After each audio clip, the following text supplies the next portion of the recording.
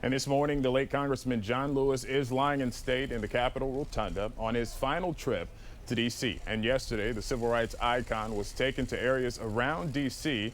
that were important to his life. The processional went past the Lincoln Memorial, Martin Luther King Jr. Memorial, the African American Museum, and Black Lives Matter Plaza. That was the site, in fact, of Lewis's last public appearance. Last month, in fact, he went to see the plaza with D.C. Mayor Muriel Bowser. There was also a memorial in the Rotunda yesterday, including this powerful moment when House Speaker Nancy Pelosi yielded to her colleague one last time. It is my personal privilege right now for me to yield to our beloved colleague, the distinguished gentleman from Georgia, Congressman John Lewis. I grew up in rural Alabama, 50 miles from Montgomery, outside of a little place called Troy. And following the memorial, members of Lewis's family spent a private moment with the flag-draped casket before visitors arrived. Members of the public also lined up to pay their respects to Lewis outside. And this morning, we're expecting long lines again up by the Capitol. Good Morning Washington's Kristen Powers is live on Capitol Hill right now with what you need to know if you plan to go pay your respects today. Good morning, Kristen. Robert, hey, good morning. Yeah, this is day 2 and the final day that people in D.C. can pay their respects to Congressman John Lewis. In about an hour and a half, that's when his casket we expect to be brought out back on the east front steps of the Capitol. And take a look at this line. It's already growing. It's pretty significant, and it just keeps on growing as the morning goes on. But first, we're talking to some people in line. Dell, you are from D.C.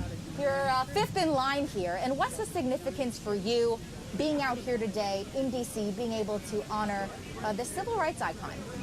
Well, I've followed his life throughout the years and decades, and I've been so impressed with his commitment and passion to nonviolence. I've appreciated his being a person of faith, his commitment to racial justice, and he's such a kind person. I had a chance to meet him a couple years ago in his office, and he took out time from his busy schedule just to say hi to me and to give me encouragement. I'm a minister, and so his life was a great example and model for me.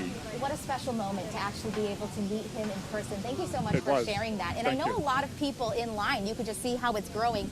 They say they're out here early because one of the ideas is to beat the heat. We're going to step on over here. Andre, you're pretty far up in line here. And what does it mean for you to be out here to honor the congressman?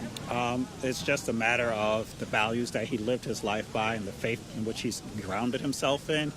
To honor him as a legacy that he leaves behind. It's much more than just him being a congressman and a civil rights icon, but what he meant for this country. And I felt that traveling, 4.5 hours away. You're from New York. Yes, was the best way, the least I could do to honor him, of his legacy, and hopefully, contribute to carrying on his legacy of change for a better America. I appreciate you sharing that with us. And yeah, at 8 o'clock, that is when the first group should be able to go up and pay tribute to the congressman. This line just keeps on growing. So I would suggest anyone coming out here today, it is going to be a hot one. You do have to wear a mask, so bring some water to make sure that you're staying safe as you're waiting in line. Back to you guys.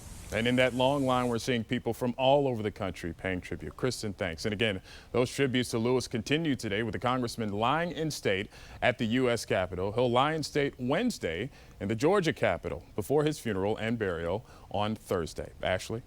So beloved, Robert. He really was. Truly was. And as you plan your day this morning, a reminder, if you head to the Capitol today, 1st Street between Constitution and Independence Avenues are closed, as well as Capitol Street between 1st and 2nd. That is to allow people to line up, as we just saw. The streets will reopen tomorrow afternoon.